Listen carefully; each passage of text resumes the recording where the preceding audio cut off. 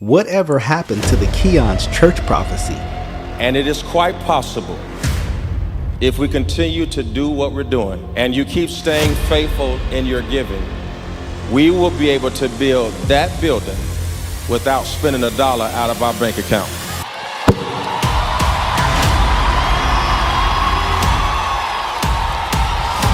But let's talk about it here on All Things Theology. Cue my theme music.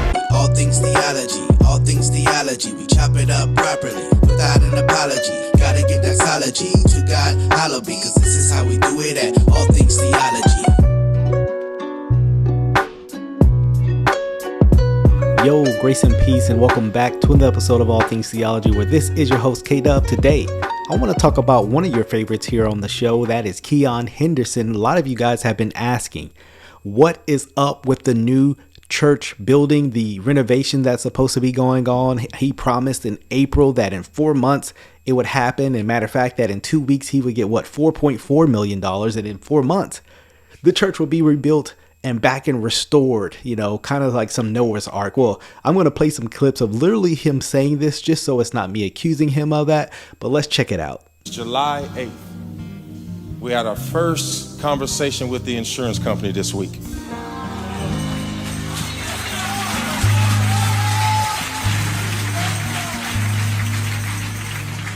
They didn't agree on what was supposed to happen. It was a wind event. They said no, a pipe burst. You know how insurance companies do. All of a sudden, somebody shows up to the church from the insurance company with a check. And it wasn't for the claim, but anybody knows what a good faith payment is? They brought us a check as a way of saying we've come to agreements that now you can file a claim. I've been through 4 shipwrecks, 4 near-death experiences,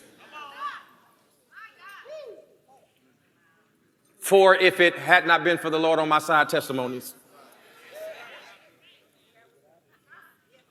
Then I started to think, 4 is a very powerful number. North, south, east, west, summer, fall, winter, spring. 4.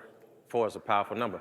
The NCAA has the final 4. If I hit a home run, it don't count unless I cross all 4 bases. If I play golf and I hit the ball that's about to hit you, I got to yell.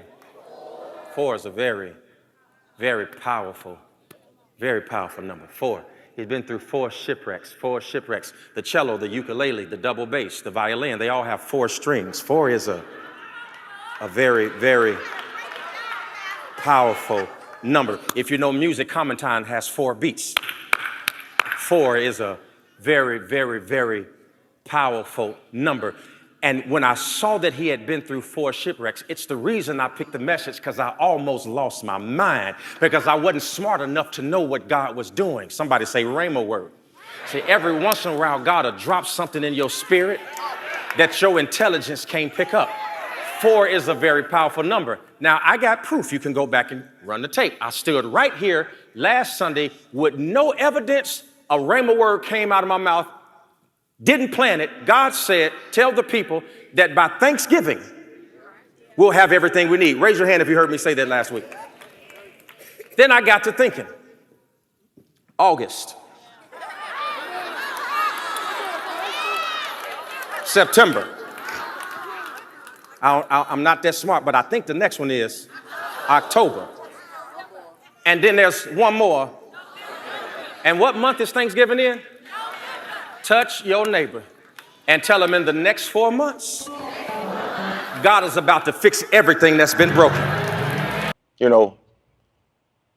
I'd asked 2,100 people to give $2,100.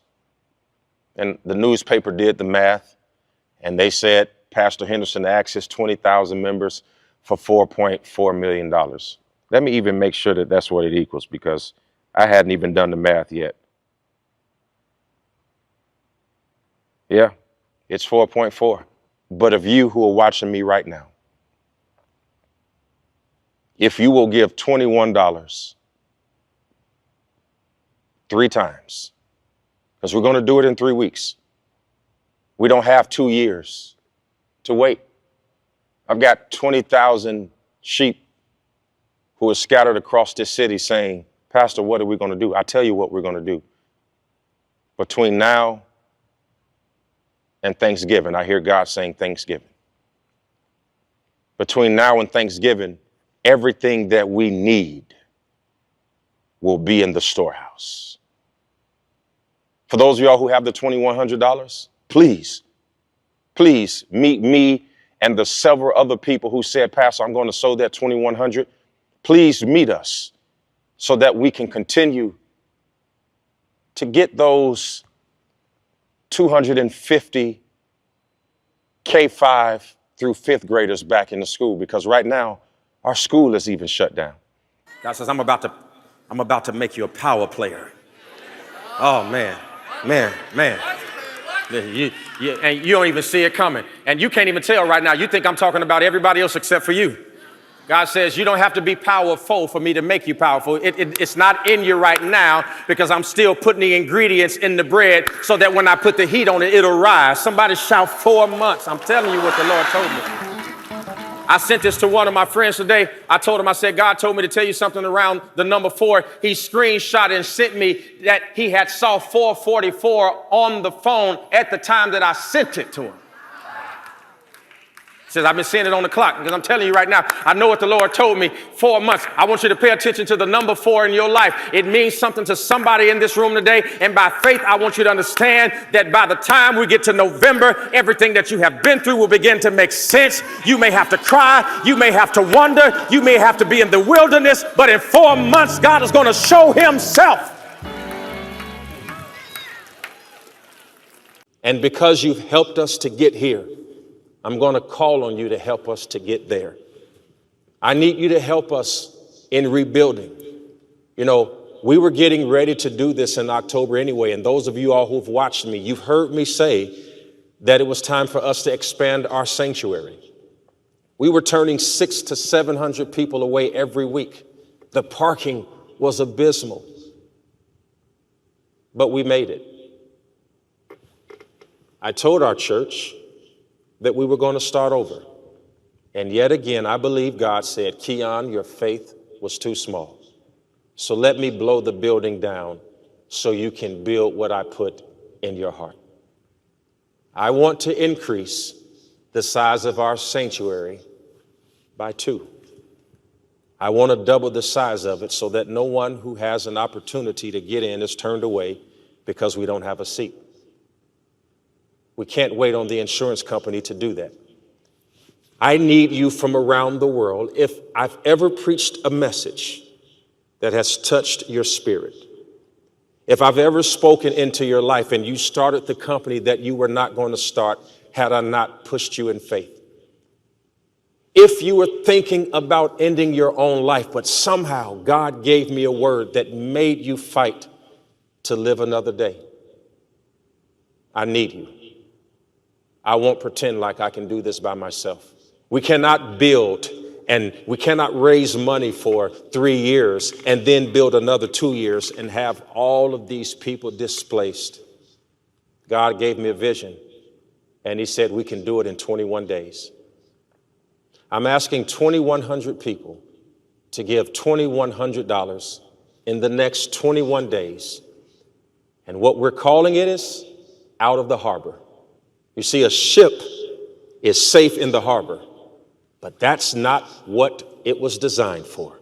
And right now, our ship is in the harbor, but you're going to help me through focus and resources to come sailing out of the harbor, not next month, not next year, but now.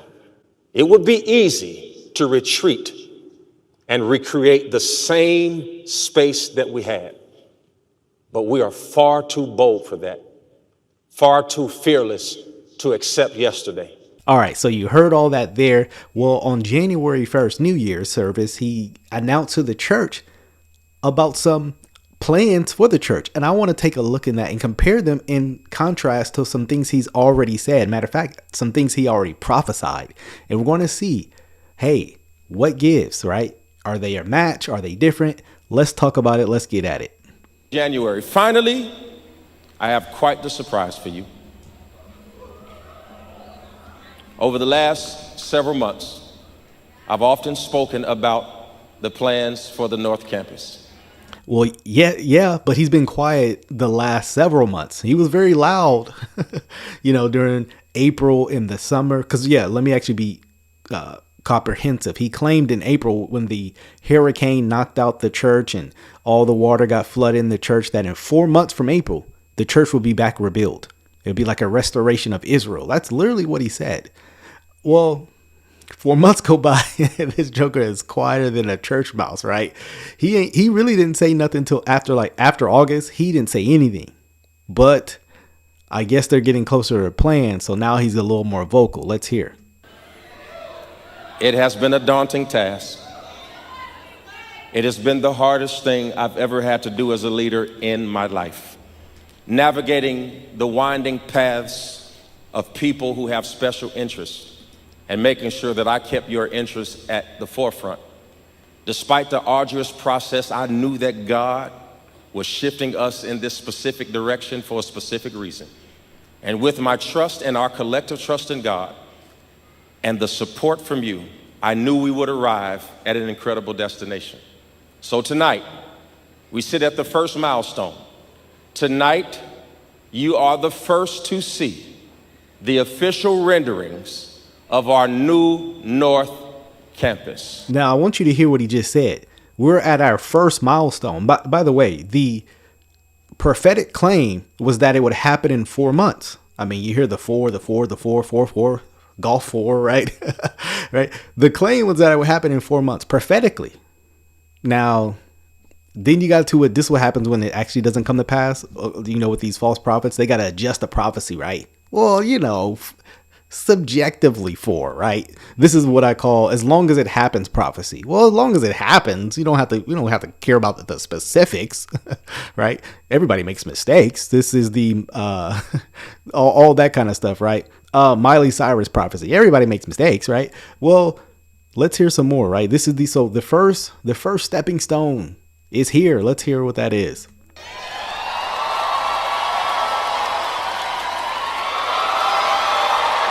So here is, I guess, the virtual church, the plans to renovate it.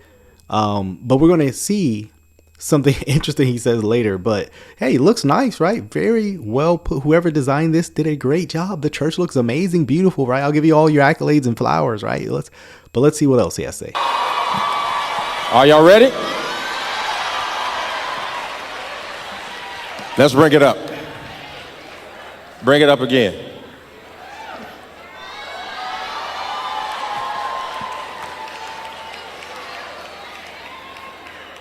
I want to see it here.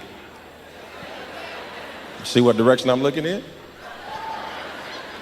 See if they can get it up here. And I want to see both sides. Okay? I know, but I want to see it up here. Because I want to point some. There it is. So this is not the front. This is the side. This is the side of the church where the blue lot is. Can we go back to the front? All right, this is the front. Now, what you can't tell by that building is that sanctuary seats 3,100 people, allowing us to get back to fewer services so that we can have experiences. We're going to add another 500 parking spots so you don't have to walk so far. In that building is an enlarged kids discovery zone, so the youth church is larger. Inside of that building, right now we're renting an office space. Inside of that building is an office space where we get an opportunity to bring all of our operations back to the main campus. And there is another thing that I want you to know. For those who volunteer, you will no longer be getting ready inside of bathrooms. There are green rooms and spaces inside of there. And it is quite possible, if we continue to do what we're doing, I should drop the mic when I say this. If we keep doing what we're doing and you keep staying faithful in your giving, we will be able to build that building without spending $1 out of our bank account.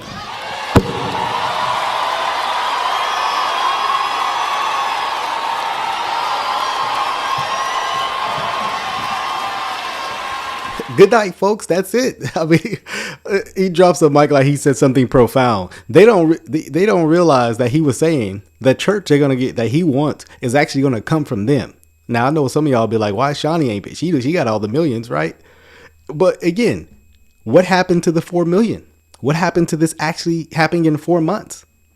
Well, apparently none of that matters as long as they get the building. I mean, and even then, it doesn't really tell you. They never said how long that's going to take. How much is that going to cost? You know, I'm of the perspective, hey, look, you're going to tell the people should have this building. I mean, they should know cost. I mean, I don't need to know it, but hey, you should tell your own people this timeline, things like that. Just be open about them since their money is going to it. I mean, what do I know, right? I mean, just kind of want to be transparent when it comes to money. Again, Keion's prophecy surely did not come true, right? I mean, he was all hyped up because I think he thought he was going to get that insurance money, and I don't think it worked out well for them. I mean, because like I said, he's mentioned nothing of that. Again, that's me speculating, but one would lead you to think he didn't get that insurance money he thought he was going to get, that he may not have got all that 4.4 million that he thought he was going to get. So now they got to do extra hard offerings, right? Because, hey, it's on them. It's on the people. So I wanted to take a look at that because I know many of you guys wanted to know, hey, what's up with Keion? Whatever happened to that prophecy? Well, now you know. Look, very clearly didn't come to pass, right? So we know what to do with Keion according to Deuteronomy chapter 18. Well, hope this video was educational. Till the next time, grace and peace. Oh, grace and peace. Thank you for watching another episode of All Things Theology. If you enjoyed what you heard today, go on and give me a like. Subscribe to the channel. Hit that notification bell. I promise to give you weekly lives, videos, interactions, exposing false teachers, sharing with you, the viewer, my theological beliefs, things about the culture, and the Bible. So if you're here for that, come on and join us. Also, if you would like to support this channel financially, you can do so by becoming a Patreon member or a YouTube member. Links are in the description below. You can see content before it drops. You can also have Q&A sessions with also other Patreon members, YouTube members as well. So if you would like that, hit the description link in below.